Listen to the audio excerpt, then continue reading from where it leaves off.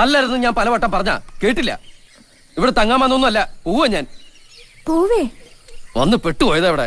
അപ്പോ നീ ഇന്ദുവിന്റെ കല്യാണത്തിന് വന്നല്ലേ? ഇന്ദുവിന്റെ കല്യാണം? അതെ, ഏട്ടന്മാരൊക്കെ വന്നിട്ടുണ്ട്.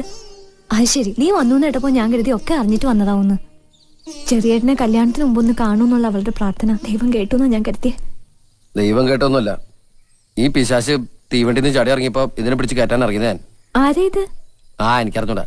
നിവർത്തി ഉണ്ടായിരുന്നെങ്കിൽ ഈ മുടിഞ്ഞ നാട്ടിൽ ഇറങ്ങില്ലായിരുന്നു ഞാൻ. ഇവിടെ നിനക്ക് മുടിഞ്ഞ നാടായത് എപ്പോഴാടാ? മുടിപ്പിച്ച ഞങ്ങളാണോ? ഇവിടെ വരെ വന്നിട്ട് കല്യാണം കൂടാതെ പോവാണെങ്കിൽ നീ പൊയ്ക്കോ.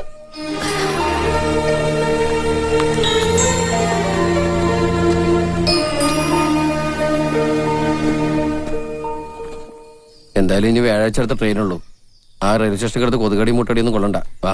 ആരാത്? കള്ളിയങ്കാട്ട് നീലി ചോര ഓടിക്കാൻ വിളിക്കണേ. എല്ലാം അറിയണം തീപ്പെട്ടി കൊള്ളിക്ക്.